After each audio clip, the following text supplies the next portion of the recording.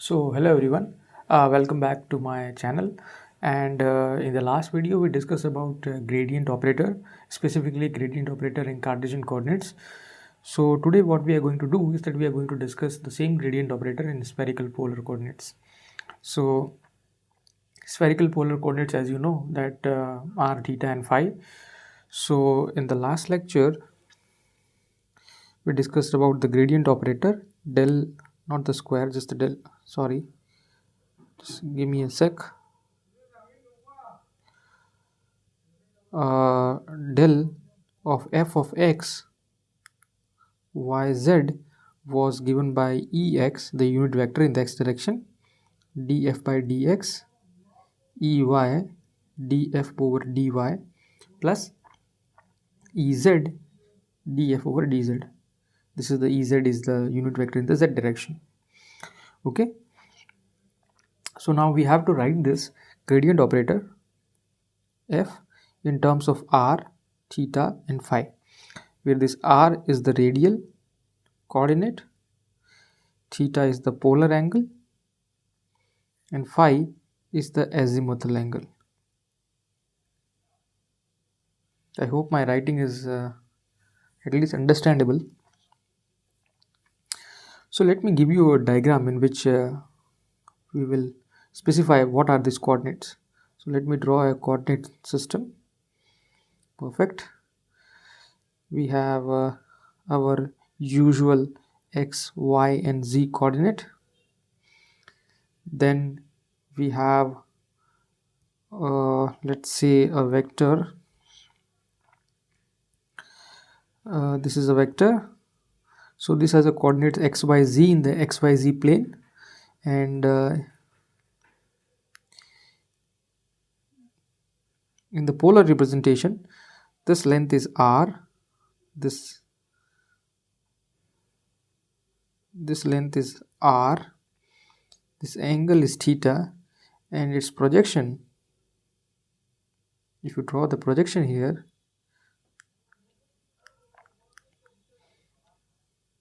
so let me draw the projection.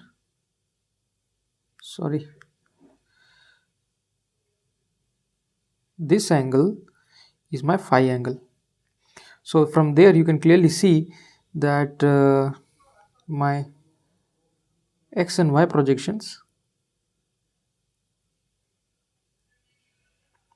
perpendicular projections, or x and y, this is rho, so this would be rho sine theta, and this would be the projection in the x direction would be rho sine theta cos phi, and this would be rho sine theta sine phi, right?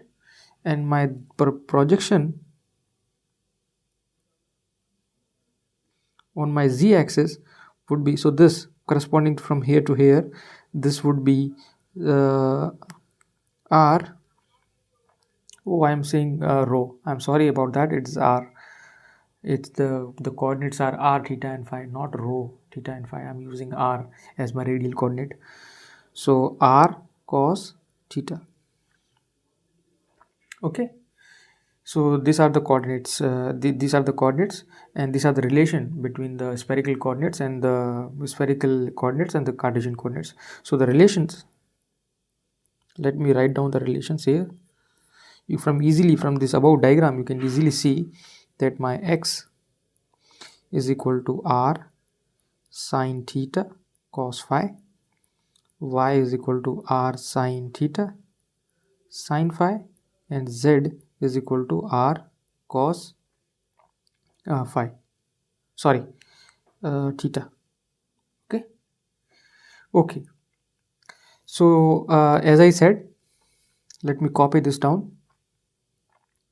In Cartesian coordinates, in Cartesian coordinates my gradient vector is given by this guy, which is mentioned here.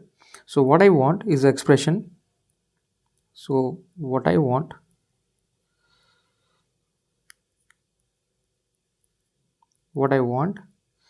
is del f r theta phi. So this would be in terms of er, e theta, e phi, right? And the components would be f of r, f theta, and fi,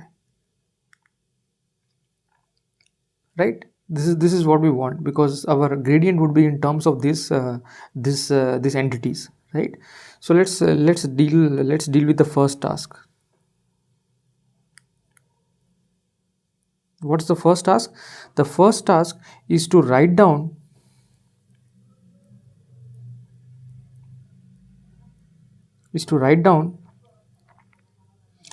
er, e theta, and e phi in terms of ex, ey, ez, or vice versa. What we want is a relation between these unit vectors and these unit vectors, because then by using those relations we can substitute into the Cartesian relation, and we can get back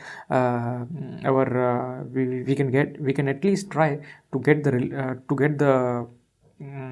the expression for gradient in spherical polar coordinates. Okay, so what we want is a relation, right, between these entities. So let's do the first thing. We know that our r vector is given as x ex, y ey, plus z ez, right? And so our r vector can be written as r into er, right? R vector, that is the magnitude, into the direction, which is er. That x, from the above relation we can write x as r sine theta cos phi, right? Ex plus r, y can be written as sine theta sine phi, ey plus r cos theta ez. So our r will cancel out, so let's cancel r from both sides, and we are left with er is equal to sine theta cos phi ex plus sine theta sine phi ey plus cos theta ez, right? So let me box this equation, because this is very important equation and we will keep coming back to this equation. So let me box this. Okay, let's see. Okay, if it works. Okay, it works. Anyway, so let me call this equation as equation number A, right? Now, so here what we have done is that we have written our er. Here we have what we have done is that we have written our er in terms of ex, ey, and ez, right? So we want to do the same thing for e theta and e phi. So let's try to do that. So what we want is e theta, and I claim that this is equal to, so I claim, first of all, what we want is e theta. What is that? And I claim that e theta is given by der over e theta, that I claim. So that is my claim. I need to prove this, right? I need to prove this. So let me try to prove this using simple argument. It's not very hard. Just so I want to draw a figure for that. So let me draw a sphere first. This is hopefully work. Okay, this is a sphere. Let me draw some coordinate system here. Okay, I've not enabled it. Okay, sorry for that. Let me try it again. Good. Now let me mark those arrows, and I have 2 points So first one is this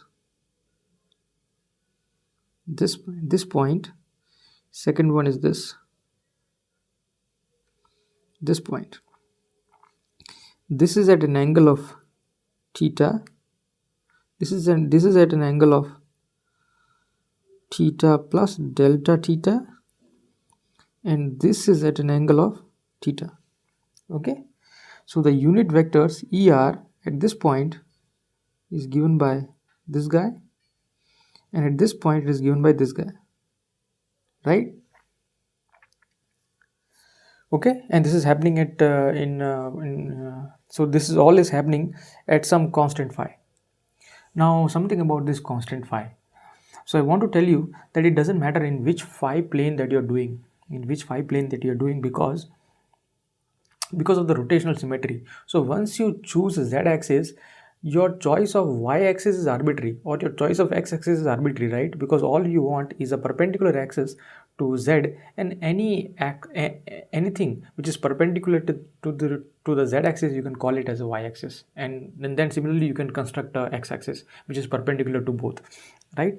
So this can be happening in any plane, in whatever plane this could be happening. I may be talking about the xy plane, but the same geometry is true in this plane also, right? So it is independent of phi coordinate. So you can do this in any plane. That's what I am, because due to the rotational symmetry which I explained. So but I will do it generally, because so my this point is a function er is a function of theta, and here my er is a function of theta plus delta theta and phi, right? As I said that you can do this in phi is equal to 0, phi is equal to pi by 2, it doesn't matter. Okay, now my claim was this. So in order to take a derivative, the very meaning of derivative is to subtract two vectors. So I need to subtract this guy from this guy, and as you know that in order to subtract a vector, you need to bring that vector to the starting point of the other vector, right? So what I'm going to do is that I'm going to parallel transport this guy. So I am going to parallel transport this guy, which is like this way. This guy is parallel to this guy. So let me draw it again. Oh, sorry. Yeah. So let me draw it again. This guy. And the difference of these two vectors. So let me zoom it so that it will be more manageable for you. So this is parallel to this guy. This is my this guy is er theta plus delta theta. This guy is parallel to er theta plus theta comma phi, and this is the vector which I want. This is the vector which I want, and you can clearly see that this tiny white vector is in the increasing direction of phi, or sorry, is in the decreasing direction of theta, right? So it is in the e theta direction, right? That's what important is. That's what it is important. It is in the e theta direction. Okay. Therefore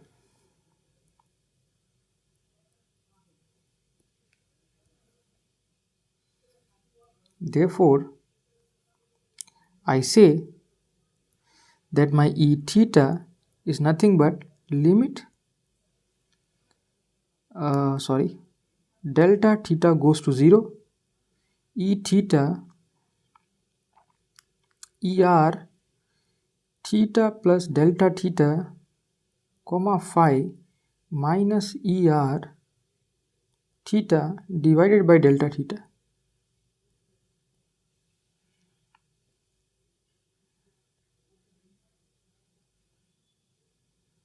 Right?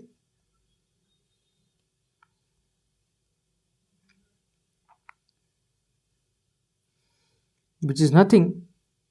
So this is coming from the this thing is coming exactly from the above diagram. So what I have done is that I have computed my er at theta plus delta theta, and ER at theta, and in order to figure out the difference of this two vector, I have parallel transported this guy to here and have computed the difference. And you can clearly see from here that this is in the direction of E theta, right? So that's why I claim that this is actually equal to E theta. Then this is nothing but, from the definition of derivative, it is nothing but ER by delta theta. So that proves my claim. That proves my claim, and now I'm going to compute this. So let's compute this guy. Anyway, if you don't if you find it hard, so if you find this hard to digest, then I will give you a neat trick probably later in this video, which will demonstrate that this should be your E theta. So let me do that. First of all, this is ER, right? ER. So ER is given by sine theta cos phi EX plus sine theta sine phi EY plus cos theta EZ, and this would act on only on the theta derivative, right? So let's operate this on theta derivative, and this would get so this would give me, first term would give me cos theta cos phi EX plus cos theta cos theta sine phi EY plus, and there is a minus sign, minus of sine theta EZ. And let me again box this equation, because we are going to need this equation in the later part of this video. Oh, I'm sorry, I forgot to turn this on again. So let me box this equation, and let's call this box equation as B. Okay, and similarly, so I have again achieved my goal. I have written my E theta, right? Again, I have written my theta in terms of EX, EY and EZ, right? Okay, so let me do the final thing, which is to find E phi, and I'm going to call it E phi tilde because of this little caveat that I'm going to tell you.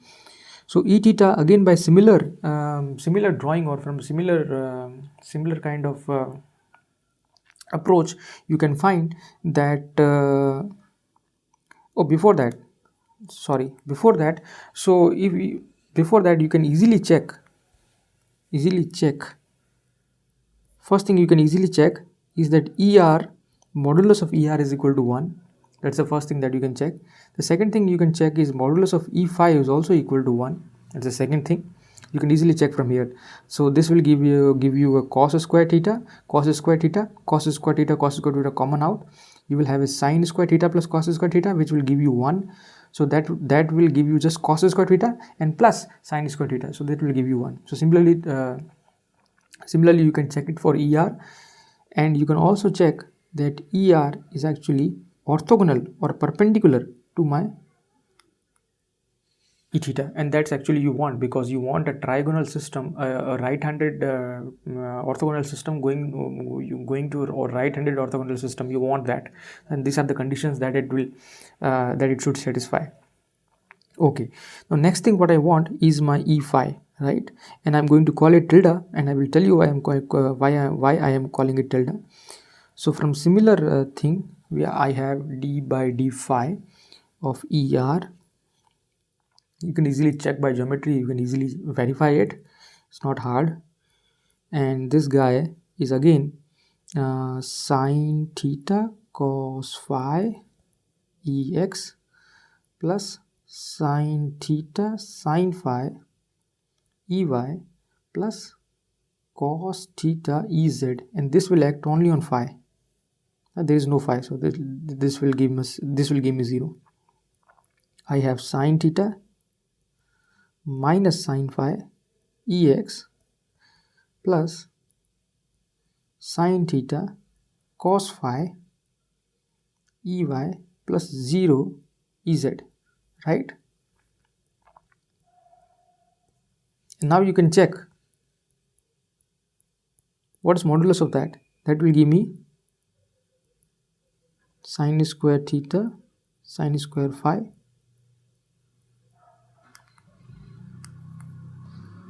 sine square theta, cos square phi, right? Sine square theta, cos square phi. So this will give me, and plus 0 square. So this will give me sine square theta, sine square phi plus cos square phi, which is sine square theta. That's why so the modulus of e phi theta tilde is equal to sine square theta, and it's not a unit vector. Sorry, I forgot the modulus sign.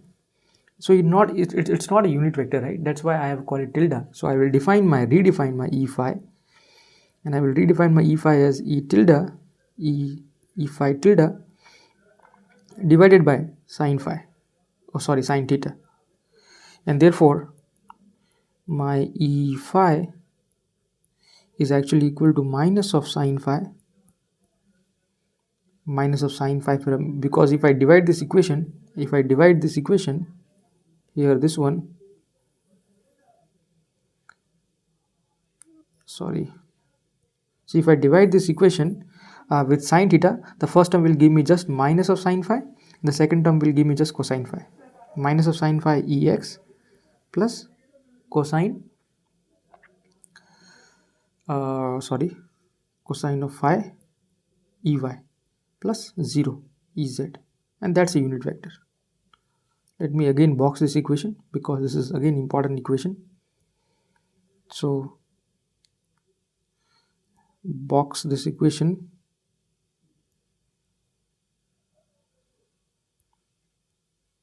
Give me a moment. Hopefully that works. Okay, let me call this equation as C. So let me summarize what we have done, and I will end this video at this point because this is going to be a long video, because the expressions involved are pretty it's not complicated, but they are pretty tedious to calculate. So I will divide this video in probably in 2 parts or 3 parts to make it at least digestible.